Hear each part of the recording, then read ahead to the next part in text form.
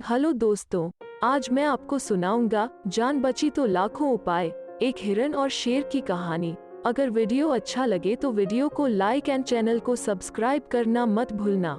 एक जंगल था, वहाँ कई तरह के जानवर रहते थे। उनमें से एक हिरन का परिवार भी था। उस परिवार में हिरन, हिरनी और उनका नन्हा सा बेटा भी था, जिसे वो प्यार से कुक्कू कह के बुलाते थे। कुक्कू बहुत ही खूबसूरत था, पर चंचल भी खूब था। दिन भर वो पूरे जंगल में उछलता कूदता रहता, दूसरों की मदद करने में आगे रहता। उसकी माँ को हमेशा उसकी चिंता लगी रहती। वो बिना कुछ बताए अक्सर जंगल में घूमने निकल जाता था। माँ बाप को हमेशा डर बना रहता कि कहीं कोई जंगली जानवर कुक्कू पर हमला न कर दे। वो उसे बहुत समझाते, लेकिन कुक्कू था कि वो काम जरूर करता जो काम करने से उसे रोका जाता। वो उनकी बात एक कान से सुनता और दूसरे कान से निकाल देता। उसे किसी बात की परवाह ही नहीं थी। उसे जंगल में घूमना, नए नए दोस्त बनाना बहुत पसंद था। उसकी माँ ने कितनी बार उसे समझाया था कि दोस्ती भी सोच समझ के की जाती है। हर कोई सच्चा दोस्त नहीं होता। सब पर भरोसा करना अच्छी बात नहीं है। सर्दियों का मौसम आ गया था। हर साल की अपेक्षा इस साल ज्यादा ठंड थी। हर तरफ धुंध सी छाई थी। कोहरे की सफेद चादर में पूरा जंगल लिपटा हुआ था। जीव जंतु ठंड की वजह से अपने अपने बिलों, खोहों, गुफाओं में छुपे हुए थे, मगर कुक्कू को इससे कोई फर्क नहीं पड़ रहा था। वो हमेशा की भांति मटर गश्ती करने चुपके से जंगल की ओर निकल ही गया। सारे जंगल में सन्नाटा था। ठंड की वजह से कोई भी बाहर नहीं दिख रहा था। कहीं कहीं इक्का दुक्का छोटे मोटे जीव दिख जाते। आज तो कुक्कू का राज था पूरे जंगल में। कुक्कू को घूमते घूमते शेर का एक बच्चा दिख गया, उसकी ही उम्र के जैसा। ठंड से कांप रहा था वो थोड़ा उदास और परेशान सा भी दिख रहा था। उस शेर के बच्चे ने भी उसे देख लिया। पहले तो कुक्कू उससे डरा, मगर उस शेर के बच्चे ने उसे कुछ न कहा, बल्कि दूर से खड़ा वो भी उसे ही देख रहा था। कुक्कू था तो बड़ा हिम्मती। उसने वहीं से पूछा, क्या हुआ? क्यों घूर रहे हो मुझे इस तरह, और इतना दुखी क्यों लग रहे हो? मैं अपने घर का रास्ता भूल गया हूँ और सर्दी भी लग रही है। प्लीज मुझे बचाओ। क्या तुम मेरी मदद करोगे प्लीज? शेर के बच्चे ने विनती भरे शब्दों में कहा। ओह, मैं तुम्हारी मदद तो कर देता, लेकिन तुम एक शेर हो और तुम लोग तो हमारे ही शिकार की फिराक में रहते हो। कहीं ऐसा न हो कि मैं तुम्हारी मदद करने आऊं और तुम मुझ पर हमला कर दो। ना बाबा ना, मैं नहीं करने वाला तुम्हारी मदद वद। मैं चला। इतना कह कुक्कू वापस जाने को मुड़ गया। अभी वो कुछ कदम ही चला होगा कि उसे उसी शेर के बच्चे की रोने की आवाज आई। कुक्कू ठिठक के रुक गया। उसने पलट के देखा कि वो शेर का बच्चा तो वाकई रो रहा था। कुक्कू को उस पर दया आ गई। वो वापस आया और शावक के थोड़ा करीब जाकर बोला, अच्छा तुम चुप हो जाओ, मैं तुम्हें रास्ता ढूंढने में मदद करता हूँ। वैसे तुमने अपना नाम नहीं बताया मुझे। मेरा नाम चिट्टी है। इस जंगल के राजा सिंघम मेरे पापा हैं। मैं गलती से बिना बताए जंगल में घूमने निकल आया और रास्ता भटक गया। कई जानवरों से मदद मांगी, पर डरवश कोई मेरे पास नहीं आया। अकेले तुम हो जो मेरे पास आकर मुझसे बात कर रहे हो।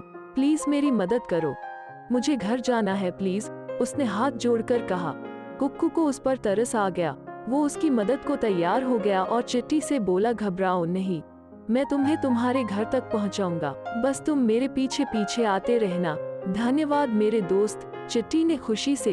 कुक्कू ने आश्चर्य से पूछा, हाँ दोस्त, मेरी माँ कहती है कि एक दोस्त ही मुसीबत के समय दोस्त के काम आता है, और तुम भी तो मेरी मदद कर रहे हो, तो तुम भी तो मेरे दोस्त हुए ना। चिट्टी ने पलके झपकाते हुए मुस्का के जवाब दिया, हाँ हाँ क्यों नहीं, बिल्कुल, आज से हम दोनों दोस्त। कुक्कू ने अपना हाथ आगे बढ़ा के कहा।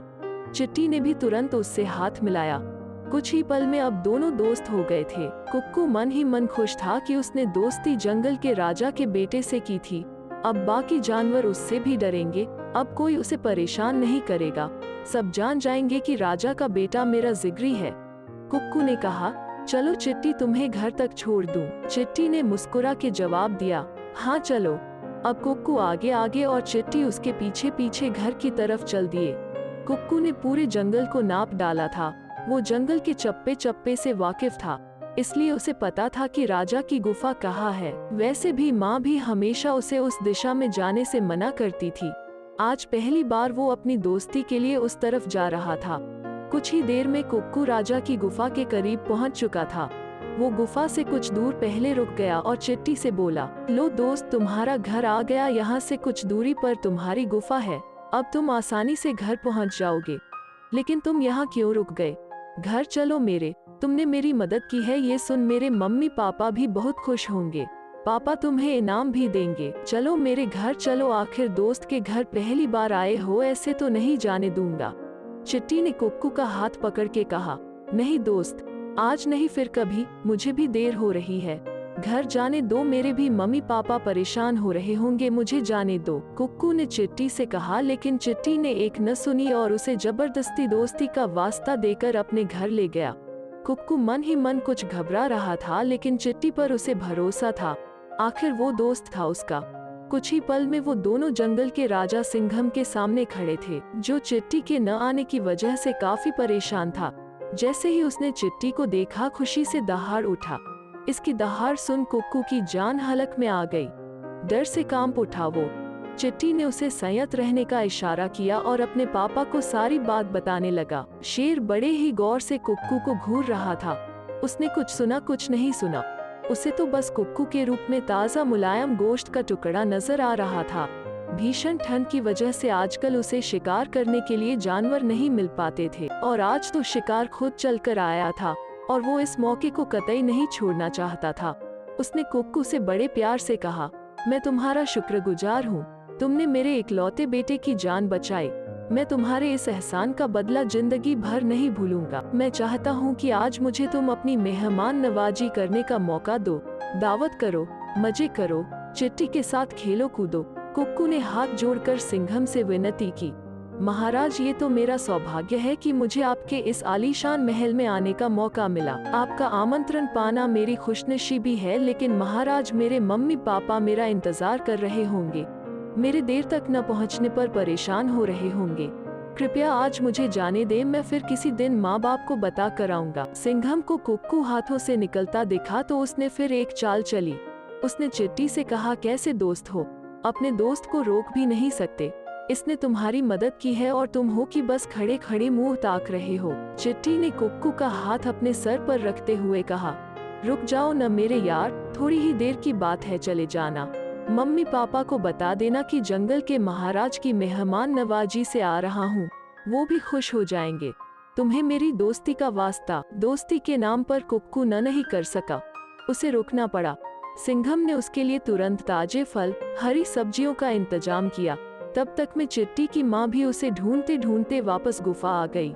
चिट्टी को सही सलामत देख बहुत खुश हुई और उसे गले से लगा लिया। उसने जब सारी कहानी सुनी तो वो भी कुक्कू की एहसानमंद हुई, लेकिन सिंघम के दिमाग में तो कुछ और ही चल रहा था।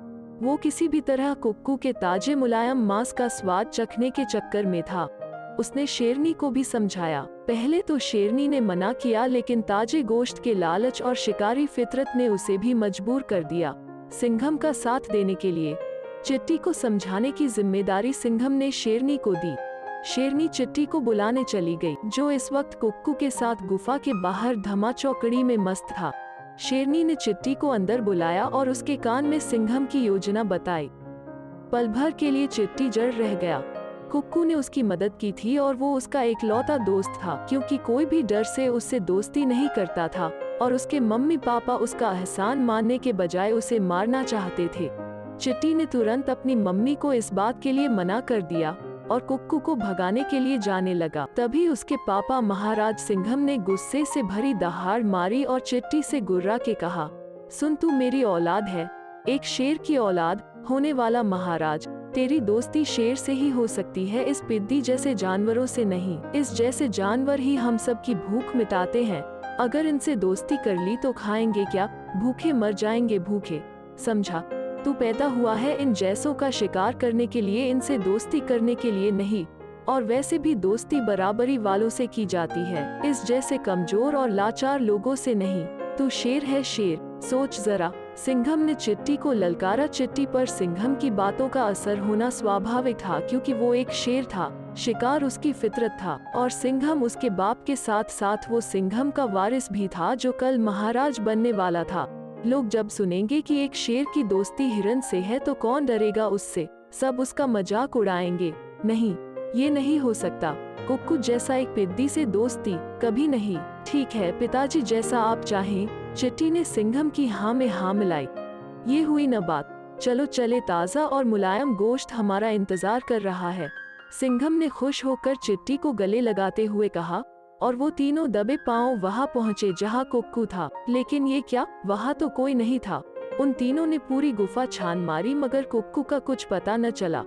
पता चलता भी कहा, कुक्कू तो वहां था ही नहीं, वो वहां से भाग निकला था। सिंघम और उसका परिवार ताजे मुलायम गोश्त से हाथ धो बैठे थे। तीनों हाथ मलते रह गए। इधर कुक्कू अपनी मम्मी पापा के सामने खड़ा हौंफ रहा था। उस सर्दी के मौसम में भी वो पसीने पसीने हो रहा था। उसकी हालत देख कोई भी समझ जाता कि वो अपनी जान बचाकर भागा है। थोड़ा संयमित होने के बाद उसने सारी बात अपने मम्मी पापा को बताई। वो तो अच्छा था कि सिंघम की गुस्से से भरी दहाड़ को सुन वो उधर चला गया जिधर चिट्टी गया था, और चुपके से उनकी सारी बातें सुन ली थी और वो वहां से भाग निकला। वरना कुक्कू के मम्मी पापा ने उसे गले से लगा लिया। कुक्कू ने उन लोगों से उनकी बातें न मानने की माफी भी मांगी और दोबारा अकेले कहीं भी न आने जाने की कसम खाए, और साथ ही साथ हर किसी पर भरोसा नहीं करने के साथ ही दोस्ती भी अपने बराबरी वालों से ही करने की बात गांठ बांध ली। आज उसकी जान बाल बाल बची थी। उसे वो मुहावरा याद आ गया, जान बची तो लाखों पाए, लौट के बुद्धू घर को आए। इस कहानी से ये सीख मिलती है कि हमें अपने से बड़ों की बात हमेशा माननी चाहिए। बिना मम्मी पापा को बताए कहीं नहीं आना जाना चाहिए। साथ ही साथ दोस्ती हमेशा बराबरी वालों से ही अच्छी होती है। मुसीबत में फंसे व्यक्ति की सहायता अवश्य करना चाहिए, लेकिन अपनी बुद्धि विवेक का इस्तेमाल करते हुए ही उचित फैसला लेना चाहिए। एक अहम शिक्षा ये भी मिलती है कि दुर्जन व्यक्ति कभी भी अपनी हरकतों से बाज नहीं आता। गंदी आदतें कभी आसानी से पीछा नहीं छोड़ती, इसलिए गंदी सोच और कर्मों वालों की संगत या दोस्ती कभी नहीं करनी चाहिए। ये हमेशा हमारे लिए अहितकर होती है।